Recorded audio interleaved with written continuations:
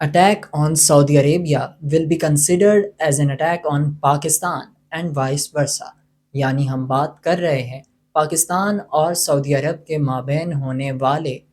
Strategic mutual defence agreement کی، جو کہ 17 ستمبر کو سائن کیا گیا، اور یہ کولیکٹیو سیکیورٹی کے ضمن میں آتا ہے، جس سے مراد یہ ہے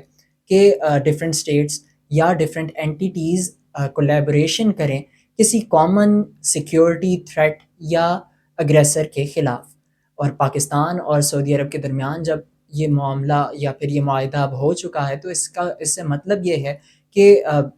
جو سعودی عرب پر اٹیک ہوگا وہ پاکستان پر اٹیک کنسیڈر ہوگا، اور پاکستان پر بھی جو اٹیک ہوگا وہ سعودی عرب پر اٹیک کنسیڈر ہوگا۔ یعنی دونوں ممالک ڈیفنس کے ایک رشتے میں جڑ چکے ہیں، جس سے دونوں ایک دوسرے کی حفاظت کے ضامن ہوں گے۔ یہاں ذکر کرتا چلوں تو کولیکٹیو سیکیورٹی کی ایک پرفیکٹ ڈیفینیشن، یا پھر جو ابھی بھی ہم نے ذکر کیا کہ attack on one is an attack on all, یہ آرٹیکل 5 ہے نیٹو کا۔ 1949 میں جب سے نیٹو بنا، یہ آج تک فعال ہے، اور اسی کے پرسپیکٹو میں